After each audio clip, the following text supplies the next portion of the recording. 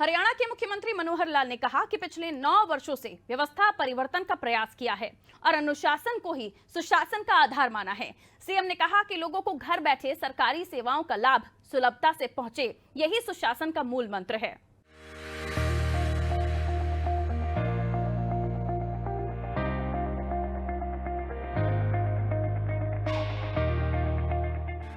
PM Modi ने अटल जी के जन्मदिन को सुशासन दिवस के रूप में मनाने की पहल की।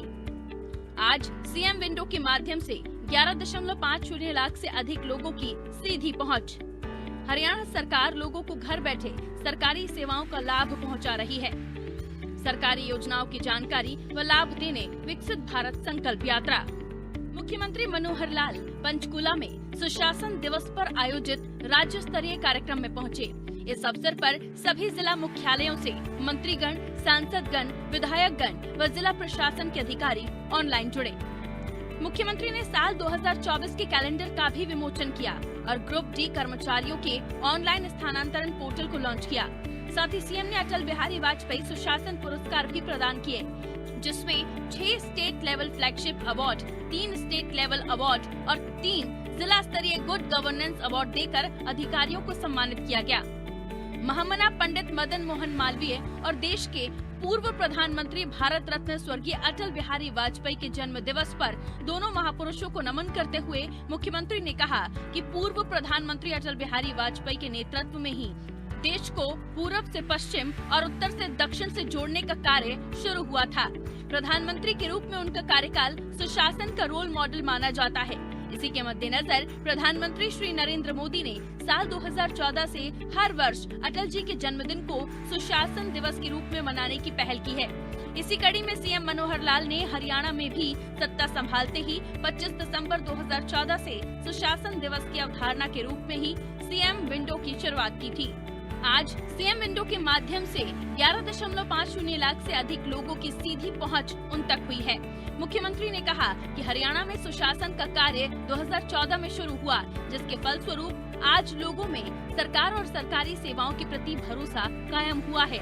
सुशासन के सिद्धांत पर चलते हुए वर्तमान हरियाणा सरकार आज लोगों को घर बैठे सरकारी सेवाओं का लाभ सुलभता से पहुंचा रही है।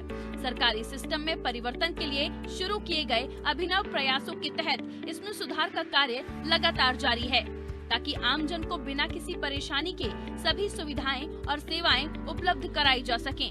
मुख्यमंत्री ने कहा कि प्रधानमंत्री नरेंद्र मोदी के नेतृत्व में अमृत काल में जिन पंच प्रण के माध्यम से भारत विकसित और आत्मनिर्भर बनने की ओर अग्रसर हो रहा है, उसमें से लगभग सभी प्रण की नींव वाजपेयी जी ने अपने सुशासन के माध्यम से रख दी थी। उस समय उन्होंने देश में प्रधानमंत्री ग्रामीण सड़क योजना आदि जैसी परियोजनाओं में माध्यम से आधारभूत संरचना में सुधार की शुरुआत की थी। प्रधानमंत्री श्री नरेंद्र मोदी ने 2014 से इसे निरंतर आगे बढ़ाया है और लोगों को सरकारी योजनाओं की जानकारी व लाभ देने के लिए विकसित भारत संकल्प यात्रा की शुरुआत की है। एक ऐसे प्रधानमंत्री जिन्होंने देश में सुशासन की नींव डाली,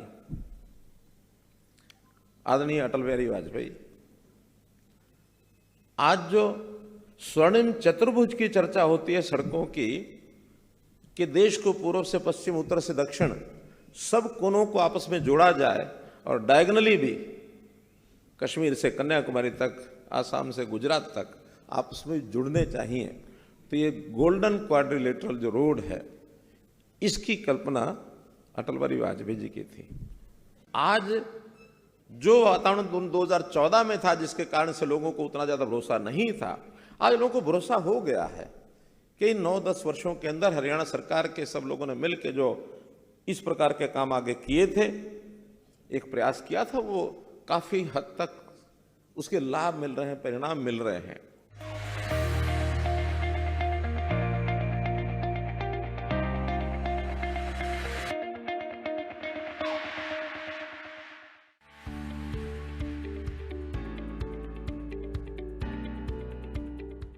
हरियाणा के मुख्यमंत्री मनोहर लाल ने किसानों के मसीहा पूर्व प्रधानमंत्री चौधरी चरण सिंह की जयंती पर उन्हें नमन करते हुए कहा कि वर्तमान सरकार भी किसान हितैषी सरकार है और किसान व कृषि हमारी नीतियों के सदैव केंद्रीय बिंदु है। किसानों के लिए हमारी सरकार ने निरंतर कल्याणकारी योजनाएं चलाई है जिनका लाभ उन्हें मिल रहा है। सीएम ने कहा कि हमारी सरकार किसानों के हित में निर्णय लेती है।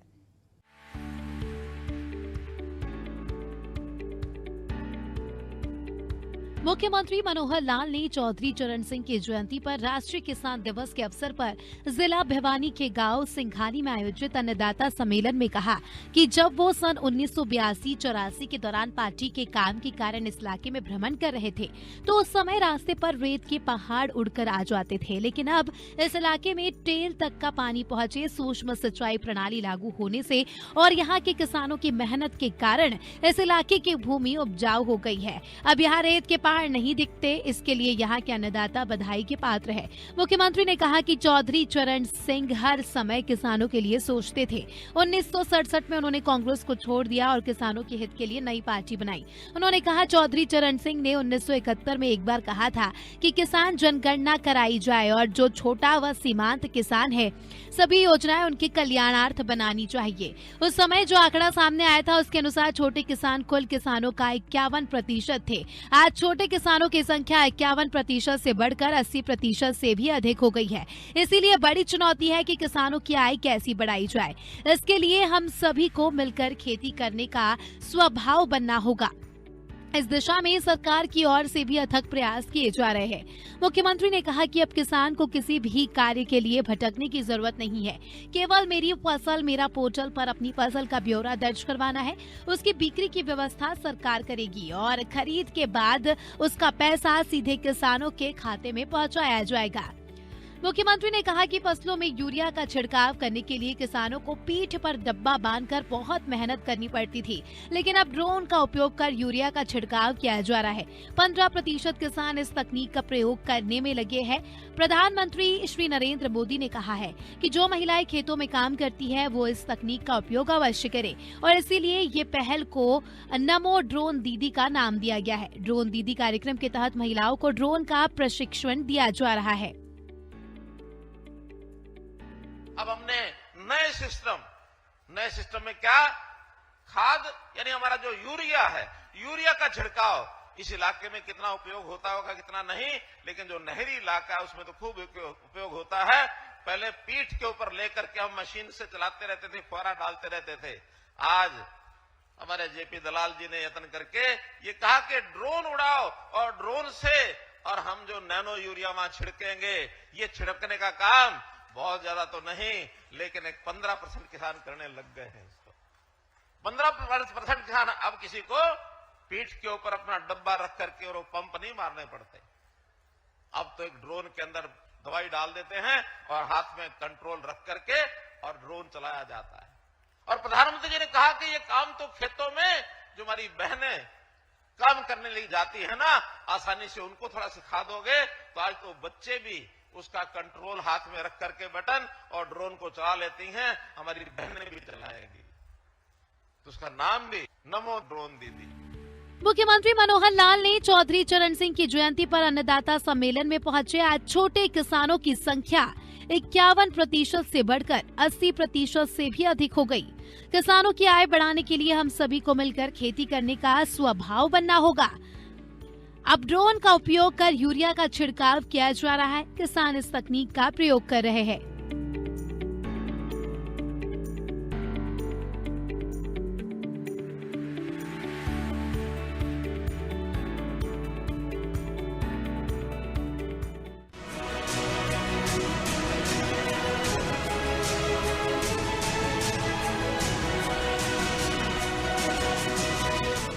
हरियाणा के मुख्यमंत्री मनोहर लाल ने कहा है कि हमें सभी को गुरुओं के दिखाए गए मार्ग पर चलना चाहिए। उन्होंने कहा कि हम देश व समाज हित के लिए जितना सहयोग व योगदान कर सकते हैं उतना करना चाहिए। मुख्यमंत्री वीर बाल दिवस पर आयोजित कार्यक्रम में अपने उद्गार व्यक्त कर रहे थे।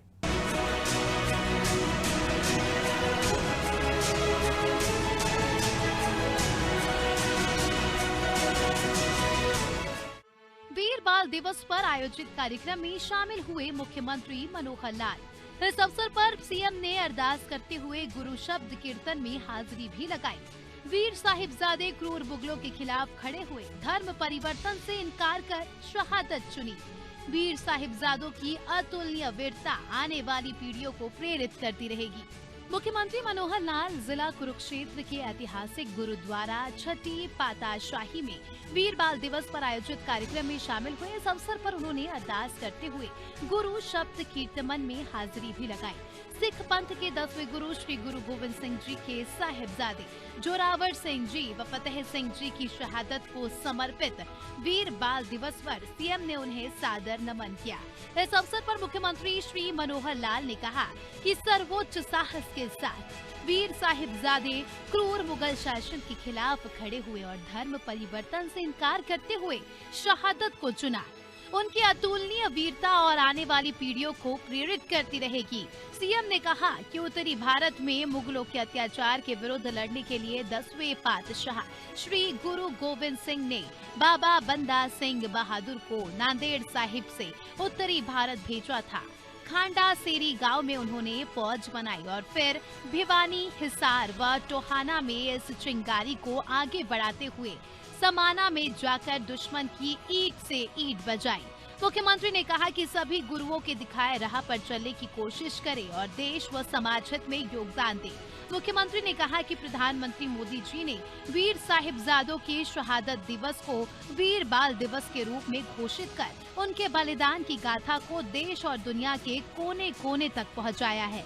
अब वीर साहिबजादों के शहीदी दिवस 26 दिसंबर को हर वर्ष वीर बाल दिवस के रूप में मनाया जाता है।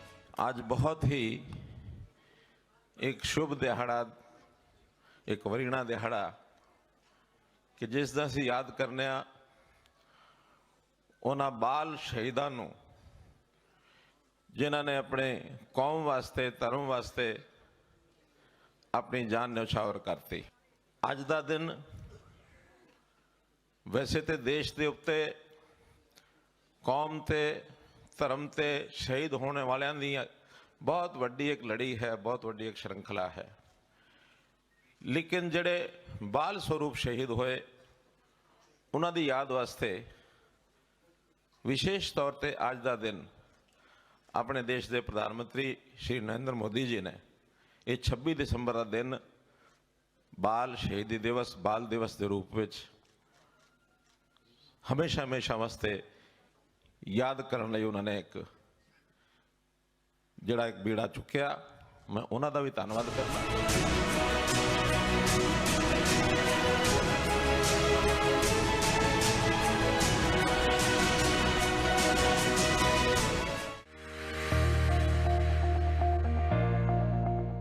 हरियाणा के मुख्यमंत्री मनोहर लाल ने कहा कि वर्तमान राज्य सरकार ने युवाओं को ठेकेदारी प्रथा से मुक्ति दिलाते हुए हरियाणा कौशल रोजगार निगम का गठन किया है।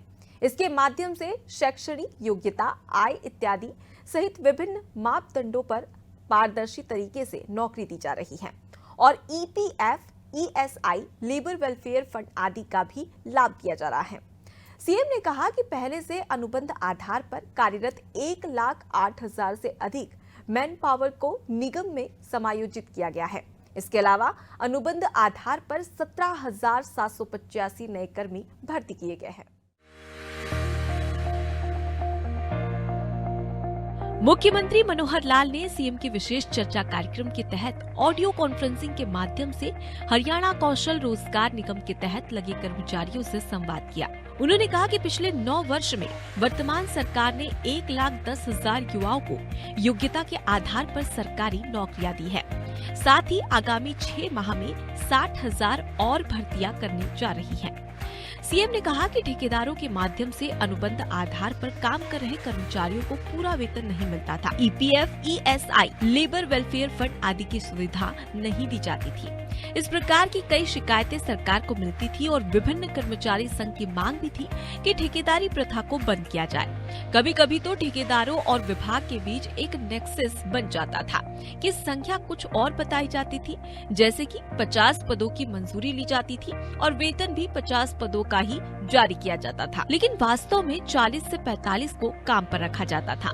नाम किसी का दिखाया जाता था और काम करने के लिए किसी अन्य व्यक्ति को भेज दिया जाता था। इस प्रकार सरकार को और व्यक्तियों को नुकसान होता था। इसलिए राज्य सरकार ने ठेकेदारी प्रथा को समाप्त कर HKRN बनाया। सीएम ने कहा कि निगम के तहत लगाए गए सभी अनुबंधित कर्मचारियों को EPF, ESI, labour welfare fund आदि की सुविधाएं दी जाती है। यही नहीं, कर्मचारियों का वेतन निगम द्वारा सीधे उनके बैंक खातों में डाला जाता है। निगम के तहत कर्मियों को सालाना 10 आकस्मिक अवकाश और 10 मेडिकल अवकाश का प्रावधान भी किया है। महिला कर्मचारियों के लिए मातृत्व अवकाश की सुविधा भी दी गई है।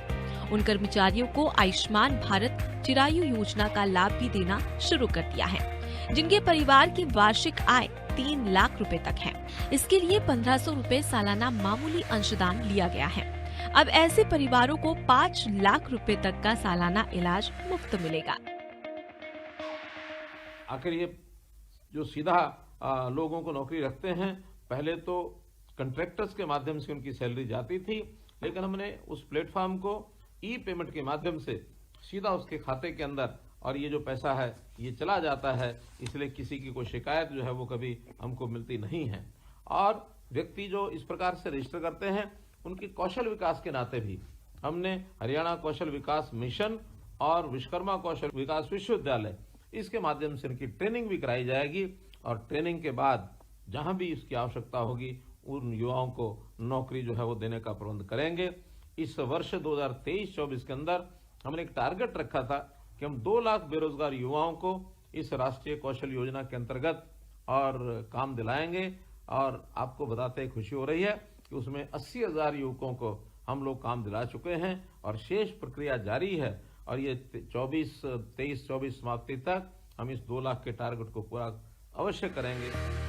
मुख्यमंत्री हरियाणा कौशल रोजगार निगम के तहत लगे कर्मचारियों से संवाद किया। पिछले 9 वर्ष में 1,10,000 युवाओं को योग्यता के आधार पर सरकारी नौकरियां दी। राज्य सरकार ने ठेकेदारी प्रथा को समाप्त कर हरियाणा कौशल रोजगार निगम बनाया। निगम के तहत कर्मियों को सालाना 10 आकस्मिक और 10 मेडिकल अवकाश का प्रावधान।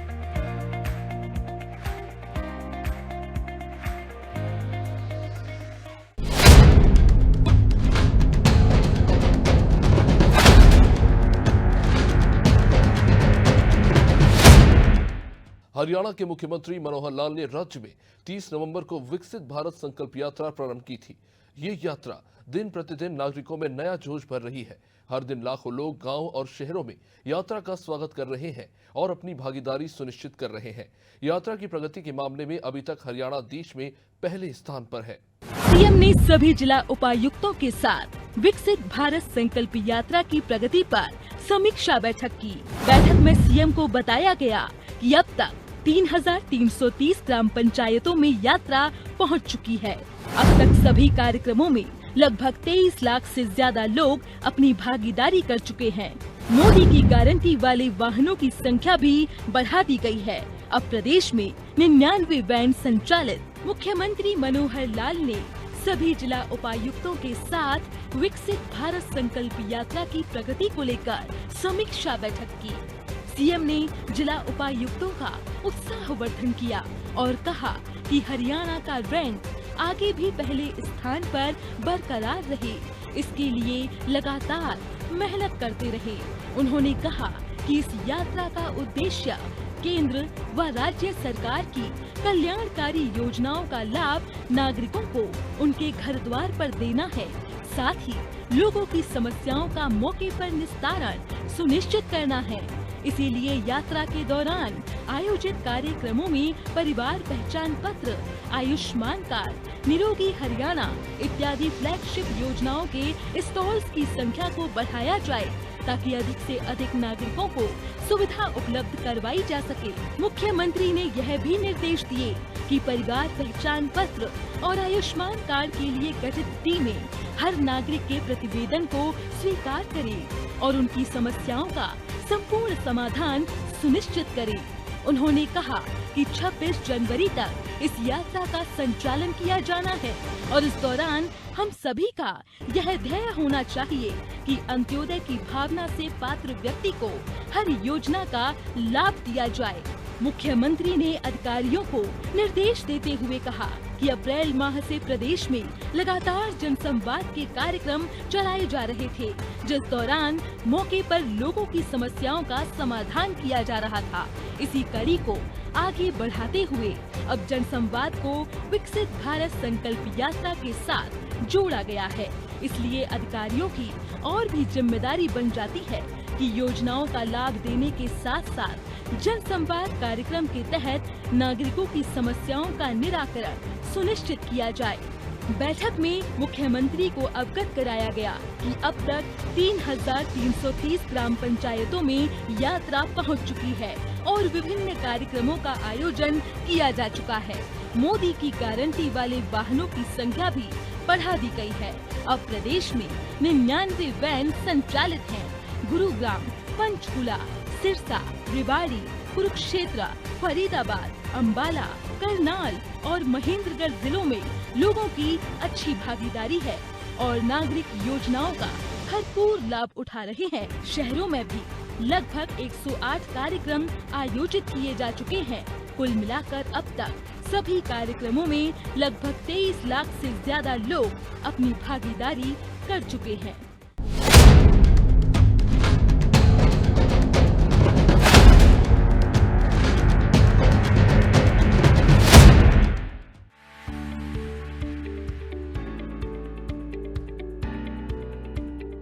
हरियाणा के मुख्यमंत्री मनोहर लाल ने कहा है कि केंद्र और राज्य सरकार की योजनाओं को जमीनी स्तर पर क्रियान्वित करने में किसी प्रकार की देरी नहीं होनी चाहिए। सीएम ने कहा कि जिला प्रशासन के अधिकारी अपने विभागों से संबंधित योजनाओं की निरंतर निगरानी करते रहें ताकि जनता को त्वरित सुविधाएं प्रदान की जा सके।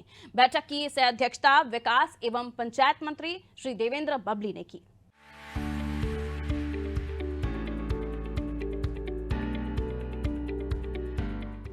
मुख्यमंत्री मनोहर लाल ने वीडियो कॉन्फ्रेंसिंग के माध्यम से प्रशासनिक सचिवों, जिला उपायुक्तों के साथ राज्य स्तरीय दिशा समिति की बैठक की अध्यक्षता की।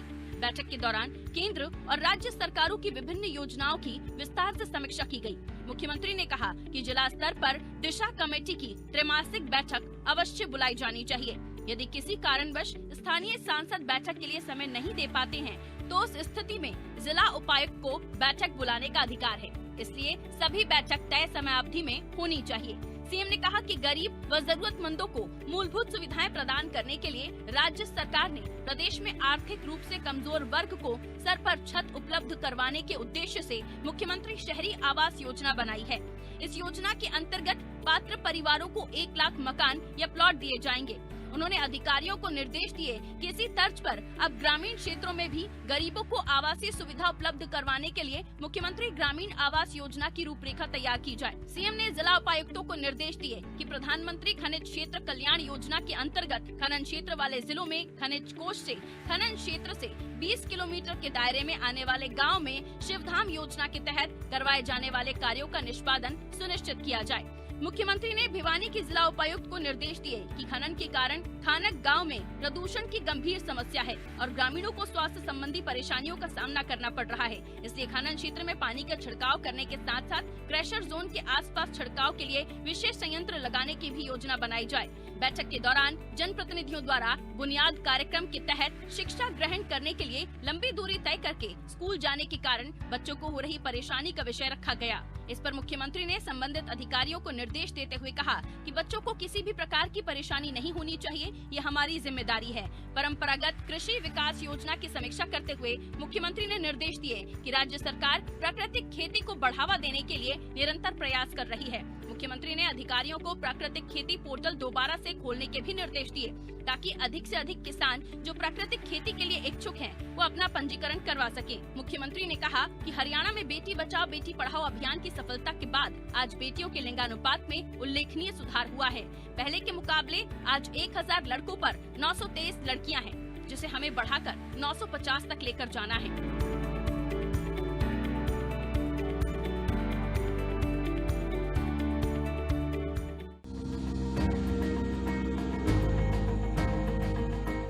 हरियाणा के मुख्यमंत्री मनोहर लाल ने पेपरलेस और फेसलेस और पारदर्शी व्यवस्था के विजन को साकार करते हुए ठेकेदारों को सुविधा प्रदान करने के उद्देश्य से हरियाणा इंजीनियरिंग वर्क्स पोर्टल की शुरुआत की है और अब ई गवर्नेंस की दिशा में भी कदम बढ़ा दिया गया है। राज्य सरकार जल्द ही इंजीनियरिंग कार्यों के लिए ठेकेदारों द्वारा दी जाने वाली बैंक गारंटी को ई बैंक गारंटी के रूप में स्वीकार करेगी। इससे इज ऑफ डूइंग बिजनेस के तहत सरकार के 3 प्राथमिक इंजीनियरिंग विभागों लोक निर्माण विभाग, सिंचाई और जल संसाधन विभाग और जन स्वास्थ्य अभियांत्रिकी विभागों के इंजीनियरिंग कार्यों में काम करने के इच्छुक ठेकेदारों को बड़ी सुविधा मिलेगी और उनके समय की भी बचत होगी।